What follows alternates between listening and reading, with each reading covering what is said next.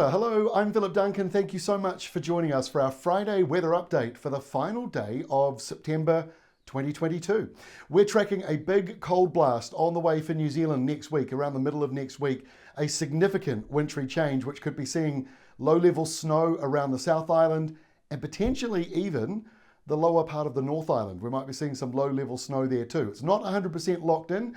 The airflow direction is the main component that we still have to lock in, and we'll take a few more days to do that, but we're going to show you what is expected. But at the moment, the main feature on our map, we've got two of them. One is this low-pressure system in the Tasman drifting now towards the North Island and leaving Australia after bringing thunderstorms, hail storms and downpours. And the other feature is this colder southerly working its way up the South Island and into the lower North Island, and that subtropical airflow from way up near Fiji coming straight down into the North Island meets that southerly and creates convergence. That's where you get a lot of cloud. And we're also seeing rain developing around the North Island, but the coldest weather down here in the south. And this is an enormous area of high pressure moving in from Tasmania. And on the western side of Australia, there is that rainmaker, which is bringing rain into the deserts. So let's take a look at the rainfall for New Zealand over the weekend. This is the 2-day rainfall forecast, and it shows the bulk of the rain, Bay of Plenty and East Cape. It's sort of moved a little bit further across Bay of Plenty. Yesterday it was mostly showing Coromandel and East Cape. Now those sort of all linked up. So the rainfall totals in there are quite significant. They're up over 100 to 150 millimetres in that bright blue area, especially out here around East Cape. The purples and pinks elsewhere, 45 to 60 millimetres for the most part coming through for these northern, or for the northern half really, of the North Island. A little bit lower out here on the western side, and then the rainfall totals just drop right off the further south you go. Basically nothing at all for the lower half of the South Island. And we've got a bit of snow this weekend. This is going to look a lot different next week. This is going to be a much more widespread snow event next week, I think, based on the modelling today.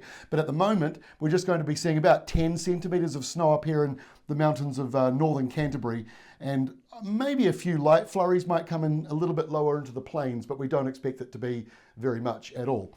So here's the setup for the weekend. On Saturday, that low from Australia moves in. Windy nor'easters and northerlies, not expected to be too problematic, but gales possibly here and there in a few marine areas. Wet weather pretty much right across the North Island. Driest weather in the southern portion, Manawatu, Kapiti Coast, Levin, Horowhenua, those areas are all looking mostly dry. Whited upper a little bit on the borderline, wet to the north, dry to the south, and the South Island's mostly settled, and plenty of southeasterlies, Brisbane all the way down to Sydney, along that eastern coastline of Australia.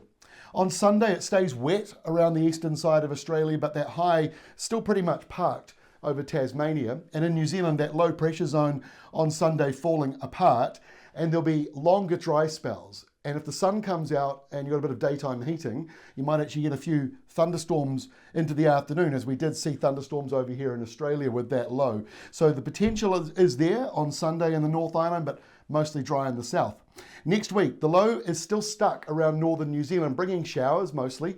There might be an area of rain. What is the difference? A shower is usually from one cloud and lasts less than 30 minutes and doesn't cover a whole city, whereas rain can last for hours and hours, days even, and usually comes from one big cloud that covers a big area. So we've got showers mostly around the North Island, maybe a bit of rain, mostly dry in the south, but you can see there's a colder southerly starting to kick in.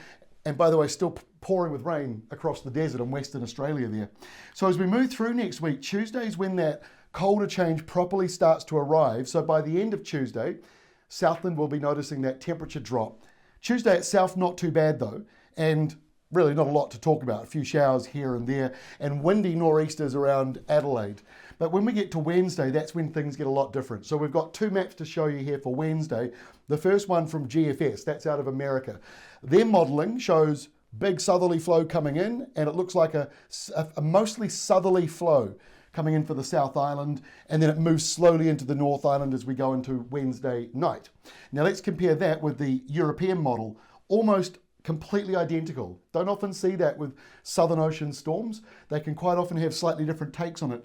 And this one's also showing a southerly flow, although I have seen more of a southeasterly coming in later on. And southeasterly is the one that really drives in snow for Canterbury. So we'll keep a close eye on that. We're also seeing values for snow around the lower North Island. So yes, some potential for a snow flurry in the Wellington suburbs. We don't talk about that very often in spring, but it's possible. And that's not locked in because it all comes down to that airflow, as I was saying before. The shape of that high, the angle of the wind, it'll make all the difference. But no matter how you look at it, that is a cold day on Wednesday and a wet, warmer day up here around north of Melbourne, northern parts of Victoria, inland parts of New South Wales. Now, before I go, just a quick look at the Hurricane Ian, which is still around in America. So it dropped to a tropical storm, likely to get back up and move back into South Carolina as a Category 1 storm again. So this is what the tracking shows. And Charleston, right in the main line here of severe weather as that comes on through. So worth keeping an eye on if you're interested in watching this. Category 1 Hurricane Ian going to make another landfall in the United States. And you can watch the CNN Storm Tracker to follow that, by the way. Just Google CNN Storm Tracker. It'll be the first link that comes up. Should be.